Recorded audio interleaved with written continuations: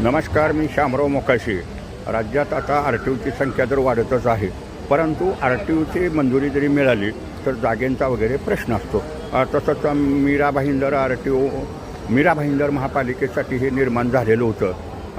त्याचं कार्यालयही चालू झालेलं होतं, पण ती अगदी एकदम छोट्याशा जागेत हे कार्यालय होतं आणि आता त्यांना जागा अपुरी पडू लागली. कारण जागाच नसेल तर काम कसं करणार. एकदम छोटंसं होतं की मग तिथं आता त्यांना जागा जरी उत्पन्नला मिळाली असली तरी ते बांधकाम होण्यासाठी जरा वेळ जातो.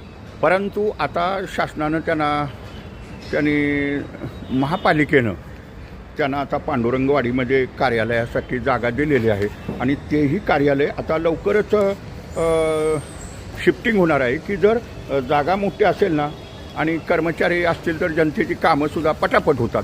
आत्ता जी सध्याची जी जागा होती भाईंदरची ती एकदम छोटी जागा होती सर्वसाधारणपणे आणि आता त्यांना मीरा भाईंदर महापालिकेनं जागा दिलेली आहे की त्यांची बिल्डिंग बनेपर्यंत मग शासनाला भाडं तर द्यावंच लागतं. म्हणजे कुठलंही शासनाचं कार्यालय असेल, कुठल्या शासनाच्या विभागाची बिल्डिंग असेल तर ते शासनच भाडं देत असतं. अरे तशी आता त्यांना मंजुरी मिळालेली आहे. फक्त आता शिफ्टिंगची प्रक्रिया लवकरच चालू होईल की त्याच्यासाठी जरी ह्यांची तयारी झाली असली तरी गृह विभागानं एक नोटिफिकेशन काढावं लागतं आणि त्यांना अंतिम मंजुरी द्यावी लागते.